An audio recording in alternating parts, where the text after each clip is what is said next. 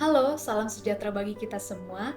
Dalam video ini saya ingin membahas tentang apa itu kesehatan mental. Di mana dalam video ini saya akan memberi pengertian tentang apa itu kesehatan mental, bagaimana kita mengukur kesehatan mental, bagaimana kita menilai gangguan mental, serta apa yang bisa kita lakukan dalam mengatasi gangguan mental tersebut.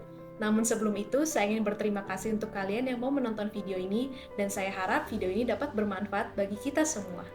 Saya ingin mengutip sedikit kata bijak dari Bill Clinton yang mengatakan, penyakit mental bukanlah hal yang memalukan, tetapi stigma dan bias yang mempermalukan kita semua.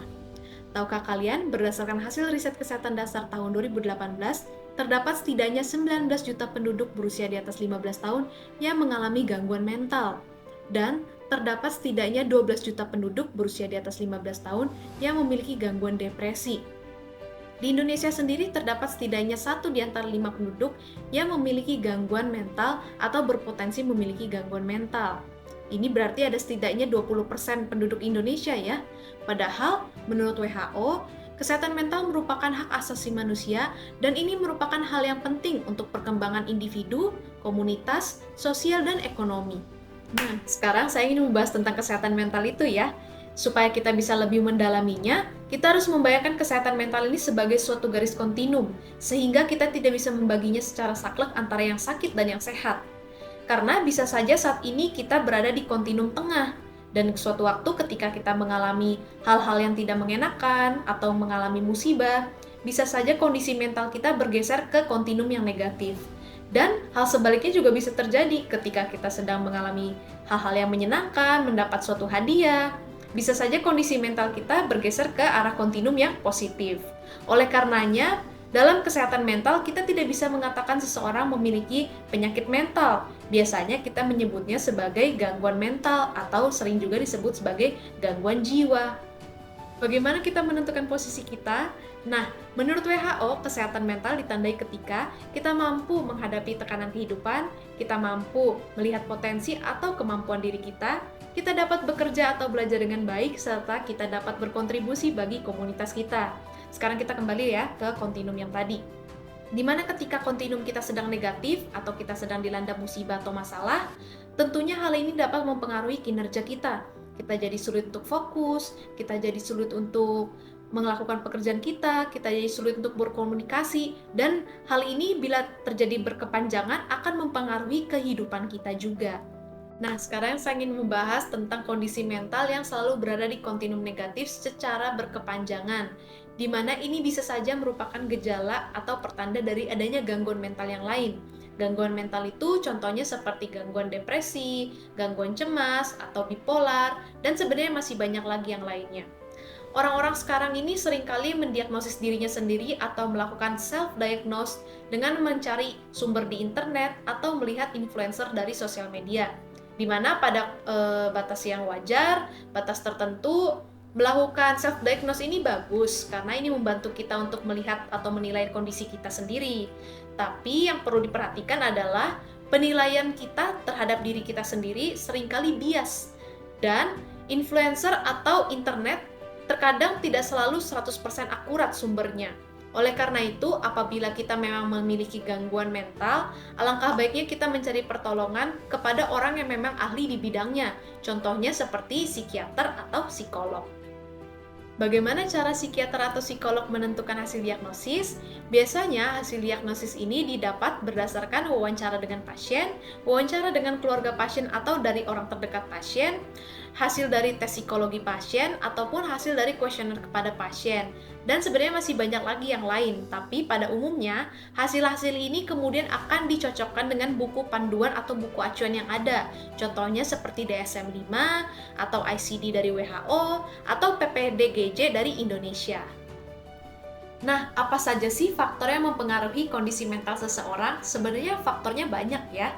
Contohnya, misalnya pasien depresi, dia bisa saja depresi karena beberapa aspek. Aspek biologis misalnya karena ketidakseimbangan zat kimia pada otaknya. Atau aspek psikisnya, misalnya cara dia menangani masalah atau menghadapi kehidupan, bagaimana pola pikirnya. Atau misalnya aspek sosialnya, misalnya bagaimana dia berinteraksi dengan lingkungan sekitar, bagaimana hubungan dia dengan keluarga, dengan teman kerjanya. Jadi karena faktor-faktor ini tadi multiple ya, pada umumnya psikiater ataupun psikolog bisa saja memanggil orang terdekat pasien atau keluarga pasien untuk bisa menggali lebih dalam aspek biopsikososial dari si pasien ini. Sehingga nanti saat memberikan treatment atau penanganannya juga dapat lebih tepat sasaran kepada kebutuhan pasiennya. Misalnya, pasien yang depresi akibat ketidakseimbangan zat kimia pada otak, jadi aspek yang biologis ya, bisa saja dia membutuhkan intervensi obat. Jadi, psikolog bisa saja merujuk pasien ini ke psikiater agar bisa diresepkan obat, karena memang psikiater ini lebih berwenang dalam meresepkan obat. Kemudian, apabila pasien ini dirasa lebih ke aspek psikis atau aspek sosialnya, bisa saja pasien diajak untuk melakukan training atau mengikuti workshop, atau misalnya membaca buku yang bisa memotivasi pasien, atau bisa saja pasien juga diajak untuk melakukan kegiatan-kegiatan yang bisa membuat pasien merasa lebih enjoy. Seperti itu. Jadi intinya karena faktor-faktornya tadi juga multiple, maka penanganannya pun kadang-kadang bisa multiple atau dikombinasi juga, tergantung dari kebutuhan pasien dan dari psikiater atau psikolog yang menangani si pasiennya. Seperti itu. Saat ini di Indonesia memang kesehatan mental sudah mulai dianggap tidak tabu lagi, karena memang ada beberapa influencer juga yang sudah berani speak up atau menceritakan tentang pergumulan mereka menghadapi gangguan mental mereka. Kemudian sekarang juga sudah sering ada di sosial media yang mengatakan bahwa it's okay not to be okay gitu. Jadi orang-orang sekarang ini jadi lebih nyaman untuk mencari pertolongan juga. Namun sayangnya dengan meningkatnya kesadaran masyarakat akan kesehatan mental, ada beberapa oknum yang justru menggunakan ini sebagai sarana mereka untuk mencari keuntungan, tapi dengan cara yang salah.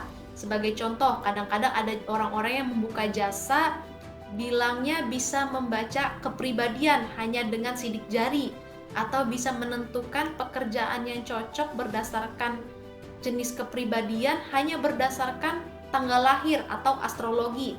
Intinya dengan menggunakan hal-hal yang sebenarnya tidak ada teori yang masuk akalnya, tapi mereka sambung-sambungkan dengan ilmu psikologi. Nah, hal-hal inilah yang membuat kita harus kritis dan hati-hati dalam membeli jasa atau produk yang berhubungan dengan kesehatan mental atau memiliki jargon-jargon kesehatan mental. Karena memang ada beberapa oknum nakal atau oknum-oknum jahat yang menggunakan kesehatan mental ini justru untuk hal-hal yang tidak sesuai. Sebelum menutup video ini, saya ingin menekankan kembali bahwa it's okay not to be okay. Memang terkadang kita sebagai manusia pasti memiliki fase-fase sedih, fase-fase terpuruk. Tapi yang perlu diingat adalah apabila fase terpuruk ini atau fase sedih ini berkelanjutan hingga membuat kita jadi sulit untuk melakukan pekerjaan kita, membuat kita jadi jauh dari orang-orang yang dekat dengan kita dulunya, atau membuat kehidupan kita jadi semakin merana, tidak ada salahnya untuk mencari pertolongan ke yang profesional seperti psikiater atau psikolog yang tadi saya bilang, atau setidaknya sekedar berbicara dengan teman atau seseorang yang bisa dipercaya pun tidak apa-apa. Intinya apabila kita sedang ada masalah, tidak apa-apa untuk mencari pertolongan dan jangan menyimpannya sendiri, karena itu yang justru bisa menjadi bahaya. Oke, sekian video dari saya. Semoga bermanfaat dan terima kasih sudah mau menonton. Akhir kata saya ingin mengutip sedikit lagi dari Khalil Gibran yang mengatakan, dari penderitaan telah muncul jiwa-jiwa terkuat. Karakter yang paling besar biasanya penuh dengan luka. Oke, sekian dari saya. Terima kasih. Sampai jumpa.